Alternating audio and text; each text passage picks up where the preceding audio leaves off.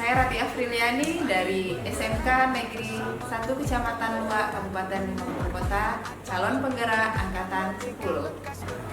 Kali ini saya tidak sendiri, saya ditemani oleh rekan saya, Ibu Yosi Elvianti. Beliau mengajar di SMK Negeri 1 Kecamatan Luak pada mata pelajaran Bahasa Indonesia. Assalamualaikum Ibu Yosi. Waalaikumsalam warahmatullahi wabarakatuh. Sehat Ibu? Alhamdulillah, luar biasa. Alhamdulillah, semoga kita senantiasa dalam keadaan sehat ya Bu, untuk memberikan pembelajaran yang terbaik untuk peserta ini. Baiklah Bu, pada hari ini, pada pertemuan kali ini kita akan mencoba melakukan percakapan praobservasi.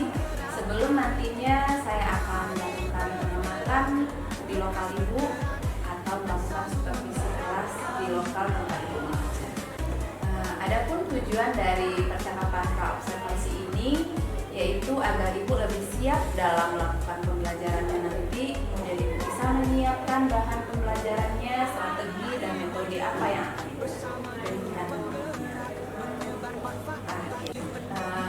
Ada beberapa pertanyaan yang ingin saya ajukan Bu. Yang pertama, apa kira-kira tujuan pembelajaran yang ingin dicapai berdasarkan rancangan pembelajaran yang sudah Ibu rencanakan? Tujuan pembelajaran yang ingin saya capai ada 4. Yang pertama, peserta didik mampu mengevaluasi informasi yang disajikan melalui observasi berupa buku yang dibaca atau diperdengarkan dengan cermat. Yang kedua, peserta didik mampu membandingkan teks prosedur dengan teks lain berupa buku teks yang dibaca dengan cermat. Yang ketiga, peserta didik mampu menganalisis kaidah kebahasaan teks prosedur dengan memperhatikan penggunaan kalimat, konjungsi maupun kata bilangan dengan tepat. Dan yang keempat, peserta didik mampu menyusun teks prosedur secara logis dan sistematis dengan memperhatikan kaidah kebahasaan pembicaraan. Oke, berarti ada 4 tujuan pembelajaran yang akan Ibu capai dalam pembelajaran ini. Baiklah Bu, pertanyaan yang kedua, bagaimana dengan area pengembangan yang ingin Ibu capai atau ingin Ibu lakukan?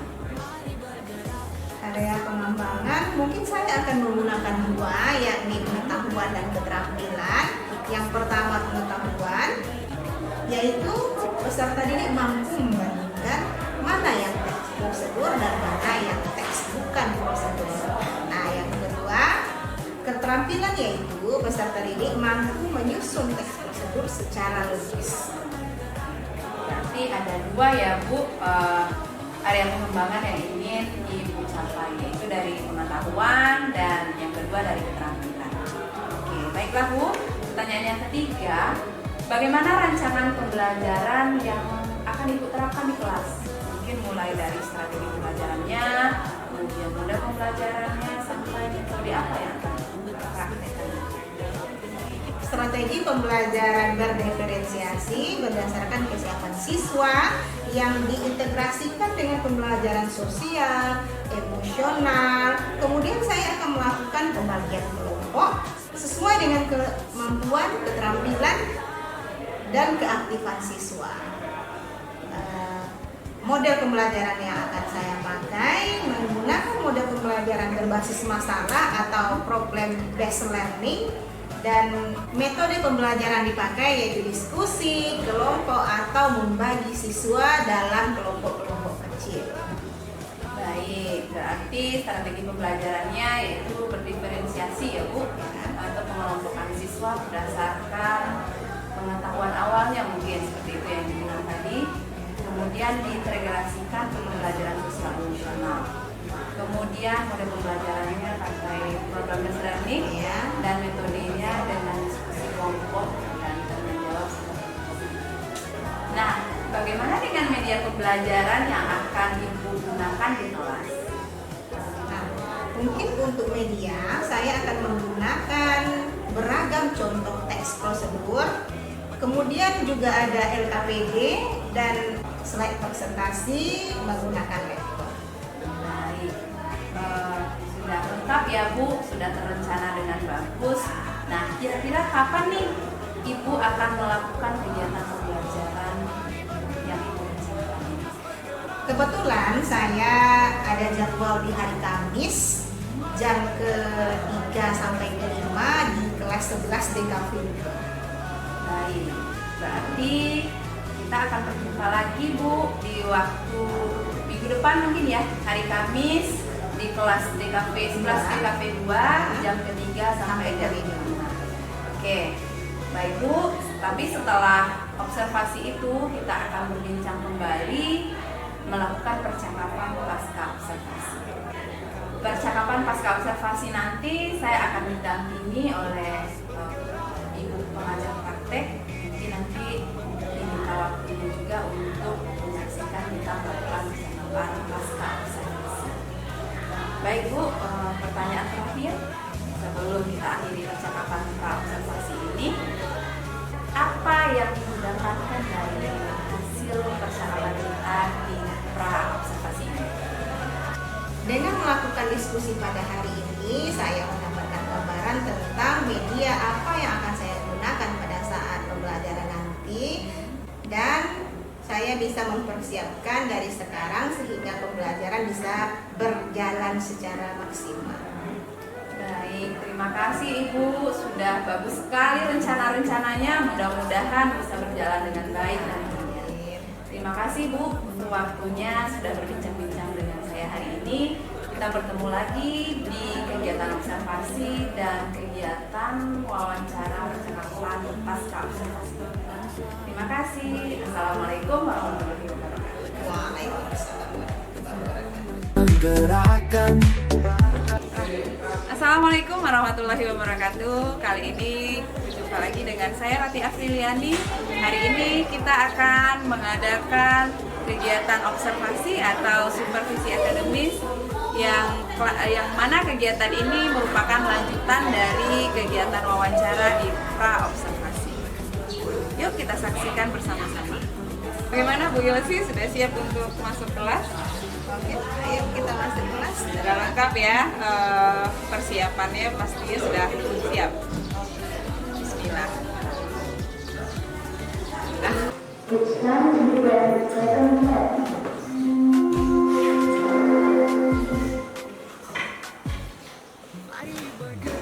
Assalamualaikum warahmatullahi wabarakatuh.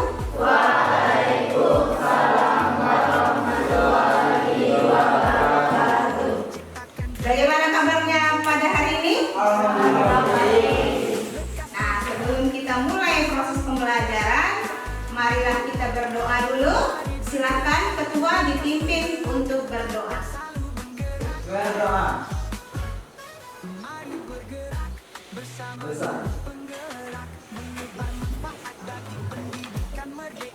Nah, siapa yang tidak hadir pada hari ini? Pandi. Wandi. Pandi. Siapa yang tidak hadir? Wandi. Apa informasinya?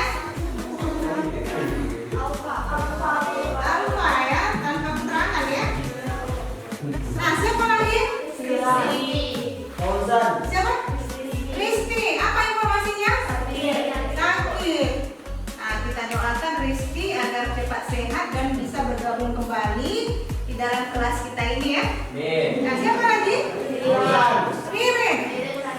Ririn sakit juga. Ya, sama-sama kita doakan ya bagi yang sakit, mudah-mudahan segera untuk pulih dan dapat bergabung dengan kita di dalam kelas lagi. Nah, siapa yang masih ingat materi kita minggu kemarin? Ya, minggu kemarin kita membahas teks prosedur. Nah, pada hari ini kita juga akan membahas tentang lanjutan teks prosedur. Berdasarkan asesmen awal yang sudah Ibu lakukan di minggu kemarin, Ibu akan membagi kalian berdasarkan kelompok sesuai dengan hasil asesmen yang sudah Ibu kirim di dalam WA Group. Nah, nanti akan Ibu silahkan untuk bergabung ke dalam WA, akan di dalam kelompok ya. Nah, nanti silahkan untuk menuju kelompok yang sudah Ibu bagikan di dalam WA Group. Sebelum kita mulai,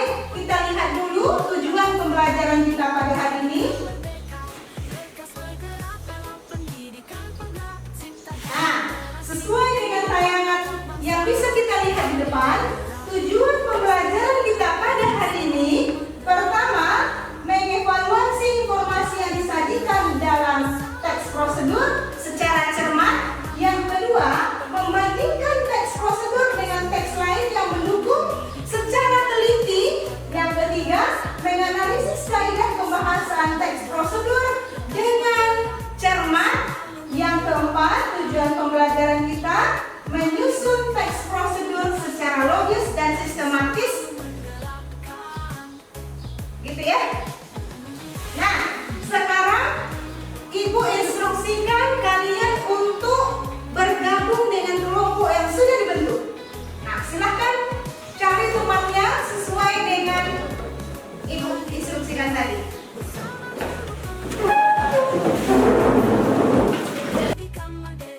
Lekas bergerak dalam pendidikan penggerak, ciptakan generasi unggul penopang bangsa. Hari bergerak. Sekarang sudah duduk berdasarkan kelompok masing-masing. Sebelum kita lanjutkan, Ibu akan membagikan LKPD.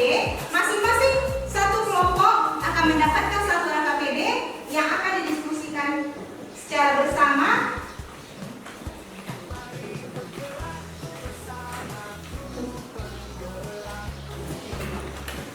Dan semua kelompok sudah mendapatkan LKPD masing-masing.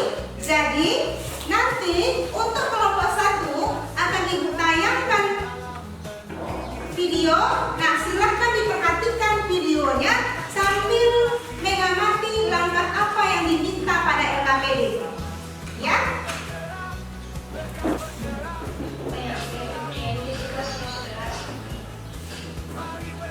Di sini saya akan memberitahu kalian tentang cara membuat pose gerakan yang mudah. Dipercepat bagian tengah. Lalu kita bagi bagian positif. Lipat bagian hingga dipasang naik ke situ.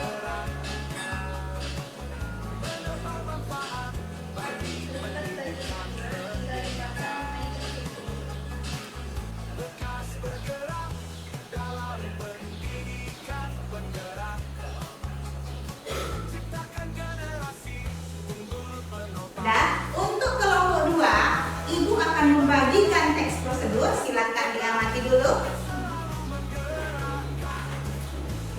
Nah, untuk kelompok 3, Ibu juga akan membagikan sesuatu. Untuk kelompok 3, Ibu akan membagikan penggalan teks prosedur. Silakan disusun berdasarkan urutan yang benar.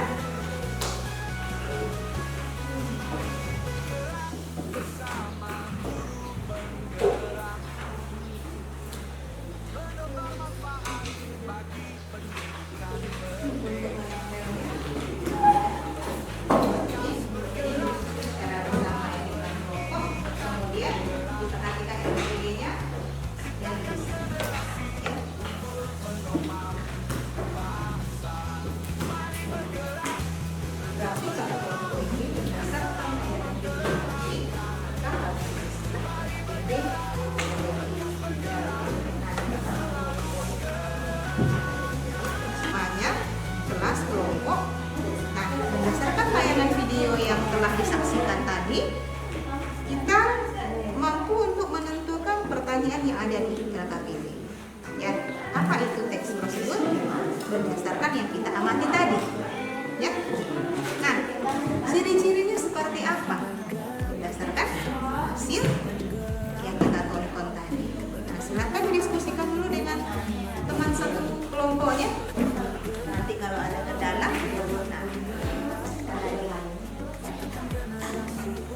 nah, untuk kelompok 2,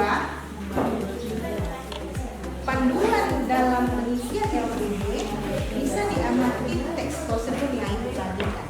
Diamati, dibaca dulu dengan baik, ya. Kemudian diisi LKPD. Ya.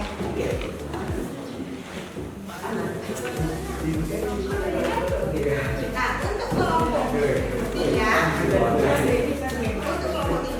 instruksi dalam pengerjaan tugas rutin ini akan disusun menjadi sebuah teks prosedur yang beruntut yang di dalamnya terdapat unsur-unsurnya.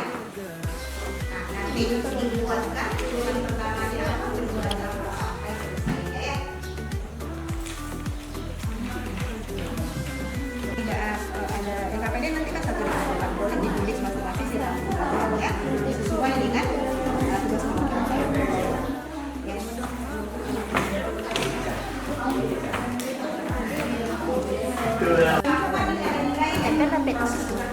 Ini tuh.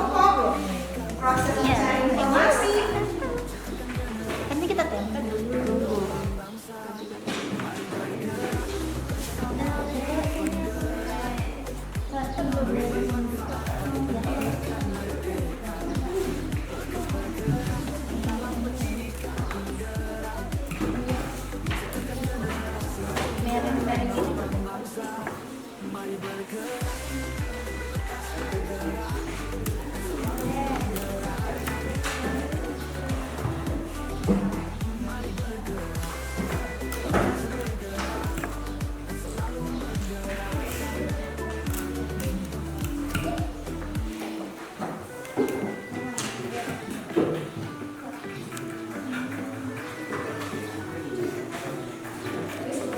Untuk mencari informasi terkait dengan materi kita hari ini, boleh dicari pada buku teks yang sudah ada ini. Boleh dicari pada link YouTube yang sudah dibagikan. Boleh dicari pada file yang sudah Ibu rangkum.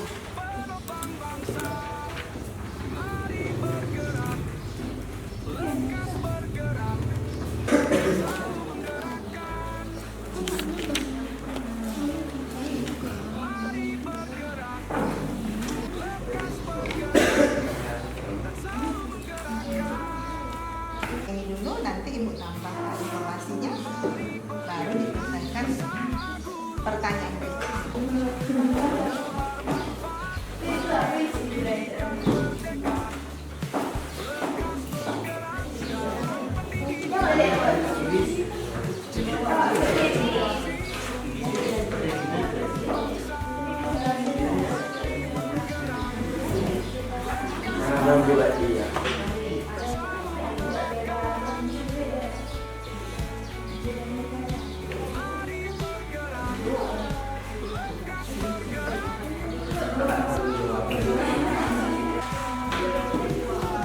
Nama email juga bisa.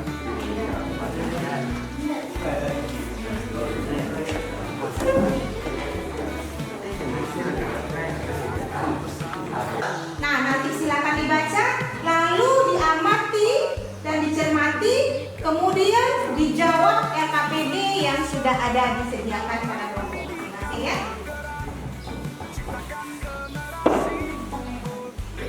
Nah, ini untuk yang kedua ya.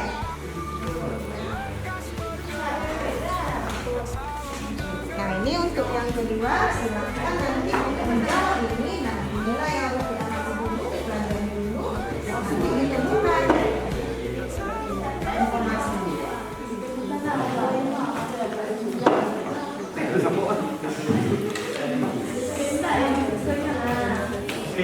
Sampai langkah terakhirnya. Nah, jadi ini ya.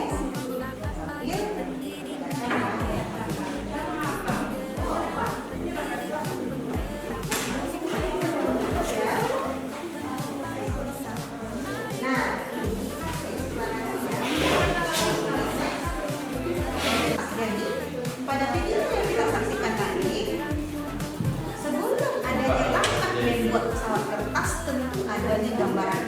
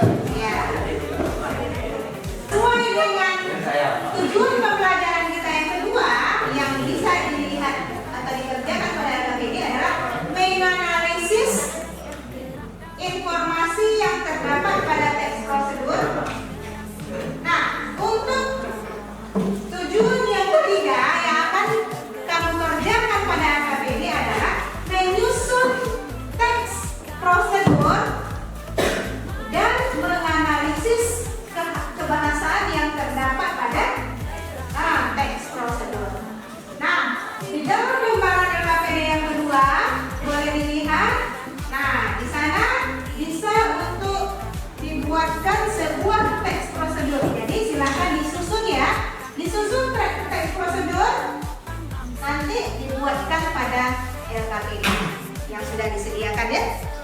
Nah, telah selesai tugas yang Ibu instruksikan sebentar ini yang berkaitan dengan tujuan pembelajaran kita tadi. Apa tujuan pembelajaran kita yang pertama? Menganalisis informasi atau apa tadi tujuan yang pertama? Mengevaluasi informasi yang terdapat pada teks prosedur. Yang kedua, tugas yang dikerjakan mengacu kepada tujuan pembelajaran kita adalah apa yang kedua? Membandingkan teks prosedur dengan teks lain yang mendukung. Yang kedua ya. Nah, yang ketiga, tujuan pembelajaran kita adalah menyusun teks prosedur dan menganalisis kebahasaannya. Itu tujuan yang keempat. Sekarang coba dilihat LKPD lembaran kedua. Ada LKPD yang bisa untuk ditulis.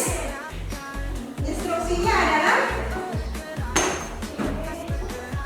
nah pada LKPD berikutnya menyusun teks laporan hasil observasi. Silakan disusun di LKPD yang sudah disediakan. Kemudian nanti dianalisis kebahasaannya ya untuk yang berikutnya. Nah, silakan dikerjakan dalam kelompok masing-masing. Nah, sudah selesai ya? Sudah selesai LKPD yang Ibu bagikan. Sekarang silahkan dipresentasikan ke depan. Nah, kepada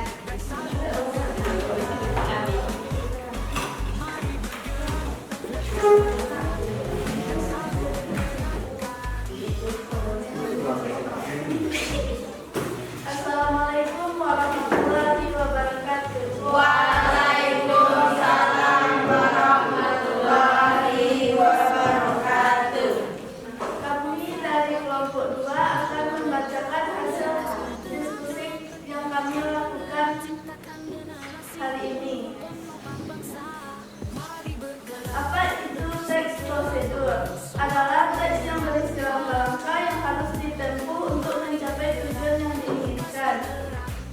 Adapun ciri-ciri teks prosedur: 1. Berisi langkah-langkah, menggunakan kalimat perintah, berisi informasi yang lengkap atau detail, bersifat objektif dan bersifat universal. Analisis teks prosedur dan teks eksplanasi. Teks prosedur berisi langkah-langkah yang bertahap, menggunakan kalimat perintah, menyajikan informasi yang bersifat objektif, bersifat universal, dan menyajikan informasi secara detail. Teks eksplanasi di antaranya sepeda motor manual, sepeda motor metrik, dan sepeda motor listrik. Assalamualaikum warahmatullahi wabarakatuh. Nah, terima kasih kita sampaikan kepada kelompok 2 yang sudah mempresentasikan hasil diskusinya. Nah, sampailah kita di penghujung pembelajaran kita. Jadi, teks prosedur merupakan teks yang di dalamnya memuat langkah-langkah. Apa tujuan langkah-langkahnya? Iya, jadi langkah-langkah yang ada pada teks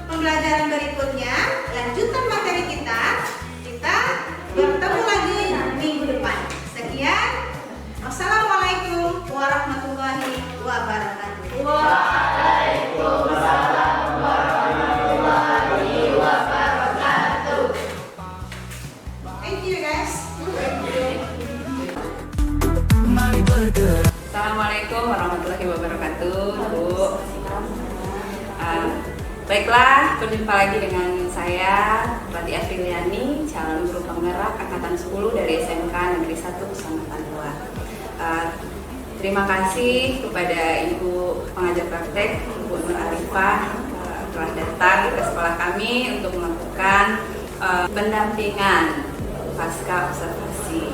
Kemudian yang teristimewa kepada Ibu Yosi selaku teman sejawat yang sudah melakukan observasi. Bu, saya izin untuk melakukan percakapan pasca observasi dengan Ibu Yosi. Ya, silakan Ibu Rati. Assalamualaikum Ibu Yosi. Waalaikumsalam Ibu Rati. Bagaimana Bu keadaan hari ini? Sehat ya? Alhamdulillah. Baiklah Bu, dalam kesempatan ini kita akan melakukan percakapan pasca observasi, di mana Ibu sudah melakukan observasi sebelumnya di kelas Boga ya, 11 Boga. Oke. Bu, dalam kesempatan ini saya akan bertanya, mungkin ada beberapa pertanyaan yang akan saya lakukan terkait dengan pelaksanaan observasi yang sudah Ibu lakukan kemarin. Adapun tujuan dari percakapan pasca observasi ini adalah mengevaluasi sejauh mana pelaksanaan observasi yang sudah Ibu lakukan kemarin. Seperti itu.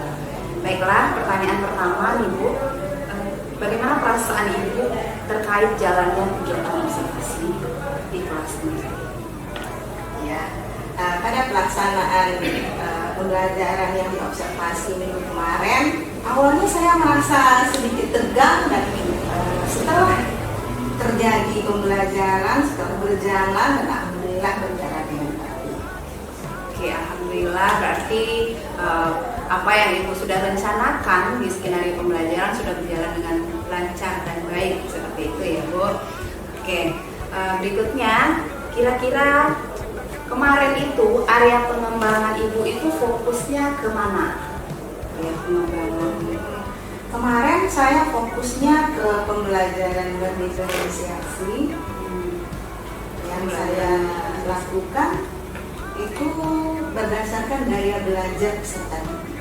Oke, berarti Ibu melakukan fokusnya ke proses pelaksanaan dari pembelajaran berdiferensiasi di kelas kemarin, gitu ya Bu. Nah, kira-kira nih sejauh mana area pengembangan itu sudah Ibu lakukan? Tahap pengembangan yang saya lakukan, tentu pertama saya menentukan tujuan pembelajaran terlebih dahulu. Setelah itu saya merancang asesmen awal yang berdasarkan atau berorientasi pada gaya belajar. Selanjutnya saya menentukan metode pembelajaran yang saya rasa cocok dengan gaya belajar peserta didik. Nah, selanjutnya saya lakukan, saya rancang juga asesmen formatif dan sampai dengan penugasan gitu. Berarti sudah cukup kompleks apa yang Ibu lakukan gitu ya, mulai dari menentukan tujuan dulu tadi ya Bu, kemudian menentukan membuat asesmen awal, kemudian dari situlah Ibu mengelompokkan siswa menurut gaya belajarnya, gitu ya. Nah, menurut Ibu nih, bagaimana tingkat keberhasilannya dari proses yang sudah Ibu lakukan? Kalau kita rank nih ya, dari 1 sampai 10 nih tingkat keberhasilannya udah sampai sejauh apa? Apabila kita kaji tingkat keberhasilan, mungkin menurut saya bisa kita kategorikan atau berada pada level 7 ya Bu ya. Oke, dari 1 sampai 10 berarti Ibu baru di level 7. Iya. Berarti Ibu inginnya nanti meningkat. Kalau tidak sampai 8, 10 mungkin 8 atau 9 dulu ya, meningkat. Oke. Nah, kira-kira nih apa kekurangannya atau kendalanya kok sampai 7 baru skalanya? Setelah saya amati, setelah pembelajaran berlangsung ya Bu ya, ternyata permasalahan yang saya temui itu ada dari saya sebagai guru dan ada dari peserta didiknya. Kalau kita lihat masalah dari saya, yang pertama mungkin keterbatasan jam ya, waktu, karena saya juga banyak jam mengajarnya ada 35 JP. Dan yang kedua permasalahan dari diri saya, sulitnya saya untuk menemukan konten-konten pembelajaran yang cocok dengan gaya belajar peserta didik kita. Nah, yang kalau kita lihat dari segi peserta didiknya, kurang aktifnya peserta didik dalam lingkungan kelompok pembelajaran pada saat itu. Baiklah, berarti kendalanya tidak hanya dari ibu gitu ya, Ya. tapi dari siswa juga. Ya. Berarti ibu sudah berhasil melakukan refleksi nih. Alhamdulillah. Berarti ibu tahu sendiri nih kendalanya, bahwa kendala yang ibu hadapi itu susahnya menemukan media ya, Iya. yang bisa memfasilitasi gaya belajar. Seperti itu. Kemudian dari peserta didiknya karena berkelompok, jadi tidak aktif semua. Nah, karena di dalam kelompok ini jumlah pesertanya lumayan banyak gitu. Lumayan banyak. Ibu juga ngajarnya berapa tadi, 35 jam? Iya. Masya Allah. Masya Allah sekali. Nah, kira-kira nih Bu, kan Ibu udah tahu nih kendalanya. Nah, apa langkah perbaikan yang bisa Ibu lakukan dari sisi ibunya tadi kendalanya menemukan konten. Ya. Nah, dari siswanya bagaimana kira-kira langkah perbaikan yang bisa Ibu lakukan? Langkah yang saya lakukan untuk menyelesaikan permasalahan atau kendala yang dihadapi pada saat kegiatan pembelajaran yang datangnya dari saya, yang pertama adalah saya memprepare terlebih dahulu apa saja yang dibutuhkan seperti keterbatasan waktu. Tentu saya akan mempersiapkan jauh-jauh hari tentang metode atau konten yang akan diperlukan pada saat kegiatan pembelajaran. Nah, yang dari siswanya, solusi yang saya tawarkan atau yang saya akan lakukan untuk perbaikan di masa yang mendatang, saya akan membagi siswa ini ke dalam kelompok kecil sehingga keaktifan di dalam kelompok bisa terwujud, bisa nampak seperti itu. Karena kemarin ini kendalanya peserta didik duduk secara berkelompok dengan jumlah yang lebih besar. Nah, sekarang saya akan menunjukkannya, mengecilkan kelompok tadi menjadi bagian yang lebih sedikit. Oke, baiklah, berarti saya ambil kesimpulannya ya Bu, dari segi ibunya kendalanya, Ibu akan lebih prepare jauh-jauh hari mungkin ya. Jadi besok ngajarnya malam ini bukan seperti itu disiapkannya, tapi jauh-jauh hari agar lebih dapat konten yang tepat. Oke. Berikutnya dari peserta didik yang kurang aktif tadi, Ibu maunya nanti karena mungkin kendalanya kemarin siswa satu kelompok itu banyak, nanti mungkin Ibu lebih sedikit memperkecil jumlah anggota kelompok agar yang lain nampak perannya, seperti itu ya Bu. Oke, baiklah. Nah, kira-kira nih Ibu sudah berencana seperti itu, kapan nih rencana ini akan Ibu lakukan? Tentu saya akan melakukan perubahan ke arah yang lebih baik dengan secepatnya. Cuman pada saat sekarang saya tidak bisa memastikan kapan saya akan melakukannya. Nah, saya targetkan paling lama semester depan saya sudah melakukan pembelajaran yang lebih baik dari kemarin. Berarti Ibu sudah komitmen semester depan dengan pembelajaran yang lebih baik agar proses diferensiasinya bisa lebih maksimal seperti itu ya Bu. Oke, nah siapa kira-kira nih yang bisa membantu Ibu menjaga komitmen ini? Tentu yang mendukung saya untuk melakukan perubahan ke arah yang lebih baik terutama adalah kepala sekolah dan kemudian tentu rekan sejawat yang saling memberikan support positif terhadap perubahan ke arah yang lebih baik. Berarti sebenarnya kita butuh orang lain untuk mensupport dan menjaga komitmen itu gitu ya Bu, yang pasti dari pihak pimpinan dulu, kepala sekolah, kemudian nanti kalau ada kendala dengan rekan sejawat nanti kita berdiskusi seperti itu. Oke, nah mungkin beberapa pertanyaan sudah saya lontarkan ke Ibu. Nah, bagaimana nih perasaan Ibu nih setelah kita melakukan kegiatan pasca observasi? Apa kesimpulannya? Ya, dengan kita berdialog, berdiskusi seperti ini tentu akan menambah pengalaman bagi saya terutama yang menjadi objek observer di kegiatan ini dan saya akan menjadi termotivasi lebih baik lagi untuk mencoba sesuatu yang mungkin membawa dampak positif bagi perubahan pembelajaran bagi peserta didik kita ke arah yang lebih baik tentunya. Terima kasih ya Ibu Yosi. Berarti Ibu sudah mengutarakan tadi kesimpulannya, intinya Ibu mendapat banyak pembelajaran. Iya. Nah, dan mudah-mudahan nanti perbaikan-perbaikannya bisa dilaksanakan paling lambat tadi semester depan. Nah, Insya Allah. oke, saya tunggu cerita-ceritanya. Saya menyediakan waktu untuk Bu Yosi kalau seandainya ada terkendala dalam pembelajaran nanti kita bisa berdiskusi kembali. Iya. Terima kasih Bu Yosi. Sama-sama, Bu. kesempatannya. Oke. Assalamualaikum warahmatullahi wabarakatuh.